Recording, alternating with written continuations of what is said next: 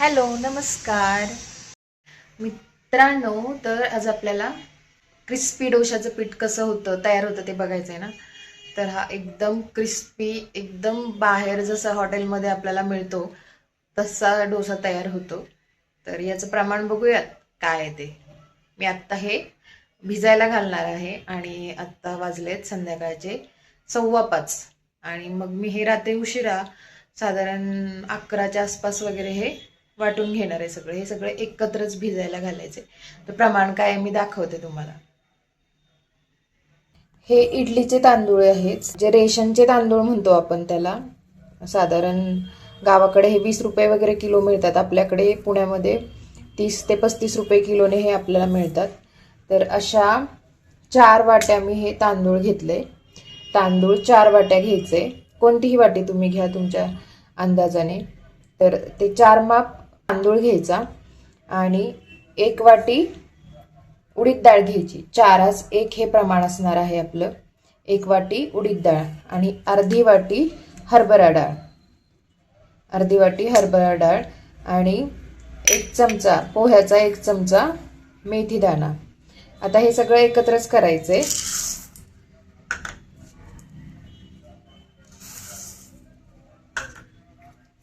आणि हे 4 ते 5 वेळा स्वच्छ धुवून एक 5-6 तास हे आपण भिजायला ठेवायचे. नंतर हे बारीक करायचे. मग मी आज रात्री हे बारीक करणार, त्या सकाळपर्यंत ते फर्मेंट व्हायला ठेवणार.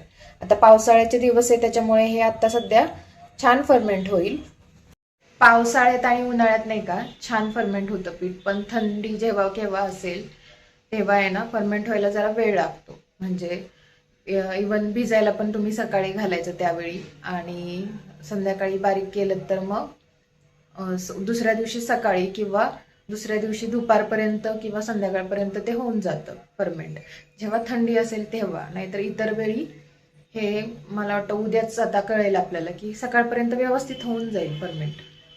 आता हे डाळ, तांदूळ, मेथी सगळं एकत्र केलंय मी आणि आता हे काठोकाठ भरून ठेवणार आहे. 5 वेळा हे पाण्याने मी स्वच्छ धुवून घेतलंय आणि हे काठोकाठ भांडं भरून घेणार, कारण तेवढं पाणी लागणार आहे याला भिजण्यासाठी. तर कालचं पीठ आहे ना, म्हणजे डाळी वगैरे सगळं छान बारीक केलं होतं. रात्रभर फर्मेंट व्हायला ठेवलं होतं. आता छान फर्मेंट झालंय. आता त्याच्यात थोडंसं मीठ ऍड करून डोसा करून दाखवते मी तुम्हाला. असं छान पैकी पीठ झालेले, छान त्याला फर्मेंटेशन झालंय त्याचं. त्याच्यात मीठ घालून घेते आणि एक डोसा करून दाखवते मी तुम्हाला.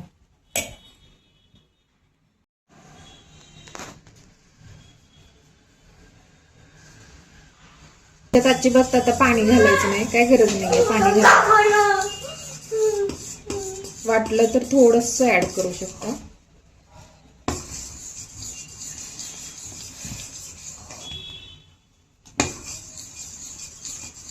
बस कर.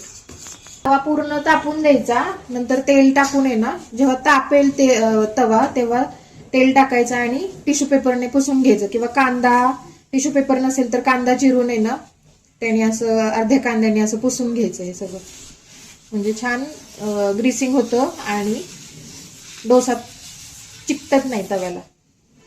पर डोसा करताना असं वाटी किंवा हे मी फुलपात्र घेते असंच घ्यायचं, म्हणजे छान पसरतो, तो इक्वली पसरतो सगळीकडे. अर्ध फुलपात्र घेतेय. बॅटर असं हलक्या हाताने पसरून घ्यायचं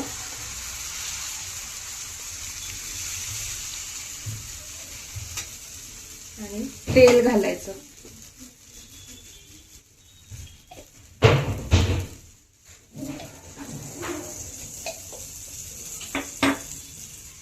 हे जोपर्यंत खाली लाल दिसत नाही ना तोपर्यंत असंच राहू द्यायचं. आतल्या साईडने तुम्ही भाजलं नाही तरी चालेल, फक्त खालून पूर्ण लाल होऊन द्यायचं, म्हणजे कडक होतो डोसा, क्रिस्पी होतो.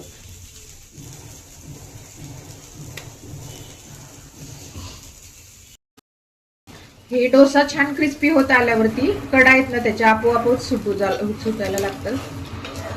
आतून भाजायची गरज नसते याला, फक्त फोल्ड करायचं. जास्त कडक झालाय ना, गरम आहे त्याच्यामुळे उलटता येत नाही. तर हा आपला पेपर डोसा तयार, हॉटेल स्टाईल.